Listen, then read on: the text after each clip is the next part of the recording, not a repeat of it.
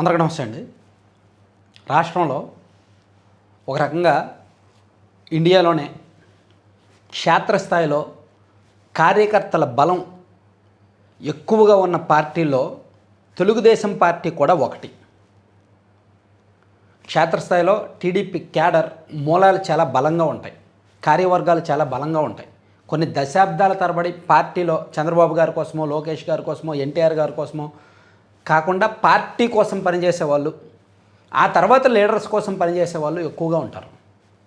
కాకపోతే వాళ్ళని ఒక డిసిప్లైన్లో, ఒక లక్ష్మణ రేఖలో ఎప్పుడూ ఉంచడం అలవాటు చేశారు. అంతకుముందు ఎన్టీఆర్ గారు కానీ, ఆ తర్వాత చంద్రబాబు గారు కానీ, ఇప్పుడు లోకేష్ గారు కానీ వాళ్ళకు ఒక లక్ష్మణ రేఖ గీసి ఇది మీరు దాటొద్దు, ఇది మన హద్దు అని అలవాటు చేశారు మొదటి నుంచి. కానీ ఎందుకో నిన్న ఈరోజు తెలుగుదేశం పార్టీ వాళ్ళ లక్ష్మణ రేఖ ఈవెన్ చంద్రబాబు గారు, లోకేష్ గారు కూడా కంట్రోల్ చేయలేరేమో అనిపిస్తుంది. వాళ్ళల్లో ఉన్న ఫైర్ చూస్తే ఆగ్రహం కట్టలు తెంచుకుంది, ఆవేశం కట్టలు తెంచుకుంది. ఇదేదో క్షణికావేశం కాదు, అప్పటికెప్పుడు వచ్చిన ఆవేశం కాదు, ఎప్పటి నుంచో ఉంది లోపల. కూటమి ప్రభుత్వం అధికారంలోకి వచ్చినప్పటి నుంచి దాదాపుగా 20 నెలల నుంచి లోపల ఉంది. ఎందుకంటే గత 5 ఏళ్ళు వాళ్ళు అనుభవించిన అక్రమ కేసులు కావచ్చు, ఇబ్బందులు కావచ్చు, కక్ష సాధింపులు కావచ్చు, వైసీపీ నాయకుల వేధింపులు కావచ్చు, అవన్నీ మనసులో పెట్టుకొని అణచివేసుకుని ఉన్నారు, అణచిపెట్టుకుని ఉన్నారు. ఈ 20 నెలల్లో సర్లే రెడ్ బుక్, లోకేష్ గారు రెడ్ బుక్ అంటున్నారు కదా, అరెస్టులు చేస్తున్నారు కదా నెమ్మదిగా, లేదా వాళ్ళే తప్పులు చేస్తున్నారు కదా, చట్ట ప్రకారం తప్పులకు దొరుకుతున్నారు కదా, సర్లే వాళ్ళు ఎలాగో ఓడిపోయారు కదా, 11 సీట్లే వచ్చాయి కదా, మళ్ళీ చచ్చిపోయిన పాను మళ్ళీ ఎందుకు చంపడం, వాళ్ళ పని ఇంకా అయిపోయింది కదా, ఎందుకులే గొడవలు అనేటట్టు చాలా వరకు ఉన్నారు. ఒక రకం అణచిపెట్టుకుని ఉన్నారు బలవంతంగా.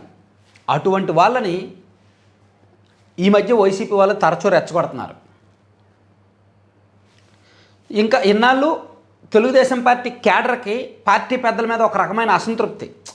వీళ్ళేమో పెద్దగా అంత దూకుడుగా వెళ్ళట్లేదు, జగన్మోహన్ రెడ్డి గారు అధికారంలో ఉన్నప్పుడు బాగా దూకుడు మీద వచ్చారు, టీడీపీ కార్యకర్తలను ఇబ్బంది పెట్టారు, టీడీపీ నాయకుల ఆర్థిక మూలాల మీద దెబ్బ కొట్టారు, ఊరికే కేసులు పెట్టేసి కక్ష సాధింపు చేశారు, వీళ్ళు అలా చేయట్లేదు.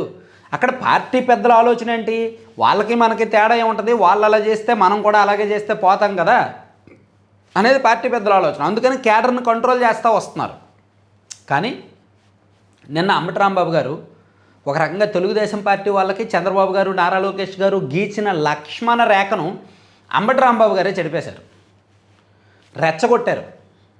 మామూలుగా రెచ్చగొట్ల. చంద్రబాబు గారిని అమ్మనాబూతులు తిట్టాల్సిన అవసరం లేదు. ఇందాక సజ్జల రామకృష్ణారెడ్డి గారు ఏదో కవర్ డ్రైవ్ వేశారు, చంద్రబాబు గారు గతంలో బూతులు మాట్లాడారు, లోకేష్ గారు గతంలో బూతులు మాట్లాడారు అని. చంద్రబాబు నాయుడు గారు ఎప్పుడూ తన రాజకీయ జీవితంలో బూతు పదాలు వాడల.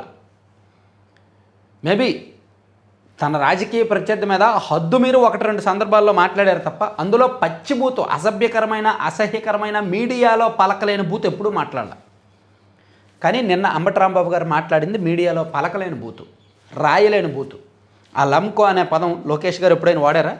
చంద్రబాబు నాయుడు గారు ఎప్పుడైనా వాడారా? అసలు సజ్జల రామకృష్ణారెడ్డి గారు వాళ్ళిద్దరూ కూడా బూతులు మాట్లాడారు, మేము చెప్పలేము, నాకు వీడియోలు దొరకలేదు, కానీ వీడియోలు ఉంటే చూపించేవాడిని. చంద్రబాబు గారు అన్నారు, ఒకసారి అన్నారు ఎన్నికల ప్రచార సందర్భంలో, ముఖ్యమంత్రి అమ్మ మొగుడు తీసుకొచ్చేస్తాడా అనే మాట ఒకసారి వాడారు అని నారా లోకేష్ గారు పాదయాత్రలో అన్నారు. కానీ ఎందుకంటే అమ్మ మొగుడు అనే భాష రాజకీయాల్లో ప్రవేశపెట్టిందే కొడాలి నాని గారు. ఫర్ యువర్ కైండ్ ఇన్ఫర్మేషన్, అసలు ఈ అమ్మ మొగుడు ఇస్తాడా అనే మాట రాజకీయాల్లో, మన ఆంధ్రప్రదేశ్ రాజకీయాల్లో దాన్ని ప్రవేశపెట్టింది, ఇంట్రడ్యూస్ చేసింది కొడాలి నాని గారు. చంద్రబాబు గారిని ఉద్దేశించి ఆయన అన్నాడు. ఆ తర్వాత 2-3 సందర్భాల్లో రకరకాల నాయకులు అంటూ వచ్చారు. కానీ ఈ లంకో అనే మాట మాత్రం ఇప్పటి వరకు ఎవరు అనలా. కానీ అంబటి రాంబాబు గారు అన్నారు. ఒక మాజీ మంత్రి స్థాయిలో 2 సార్లు ఎమ్మెల్యేగా పనిచేసిన వ్యక్తి, స్వతహాగా ఒక న్యాయవాది, దాదాపుగా 35 ఏళ్లకు పైగా రాజకీయ అనుభవం ఉన్న వ్యక్తి ఆ మాట మాట్లాడాడు, లంకో అనే మాట. దాన్ని ఖండించండి రా బాబు, మీరు మీ పార్టీ వాళ్ళని సపోర్ట్ చేసుకోండి, మీ పార్టీ నాయకుడిని మీరు నెత్తిన పెట్టుకోండి, కానీ అతను చెప్పిన మాటని సమర్థించొద్దు, కవర్ చేయొద్దు. ఆయన పొరపాటున అప్పటికప్పుడు కోపం వచ్చి అన్నాడని కవర్ చేసుకోండి, అలా చెప్పండి, సర్ది చెప్పే ప్రయత్నం చేయండి, కానీ సమర్థించకూడదు. మేము అటువంటి భాషను ఖండిస్తున్నాం, మా పార్టీ అటువంటి భాషను ఖండిస్తుంది, రాజకీయంగానే ఎదుర్కోవాలి, రాజకీయ ప్రత్యర్థులను రాజకీయంగానే ఎదుర్కోవాలి, అటువంటి దుర్భాషలు ఆడకూడదు, అటువంటి పదాలకు మేము విరుద్ధం అని చెప్పొచ్చుగా. చెప్తే ఏం పోద్ది? అసలు ఆ ఇంగిత జ్ఞానం, ఆ కామన్ సెన్స్ ఉండట్లా. అసలు అంబటి రాంబాబు గారిని నెత్తిన పెట్టుకోండి, పర్లేదు, ఆయన కోసం ఫైట్ చేయండి, కానీ ఆయన వాడిన భాషను సమర్థించొద్దు, ఆ భాషని తప్పుపట్టండి. కానీ ఆ ఇంగిత జ్ఞానం కూడా వైసీపీ వాళ్ళకు ఉండట్ల.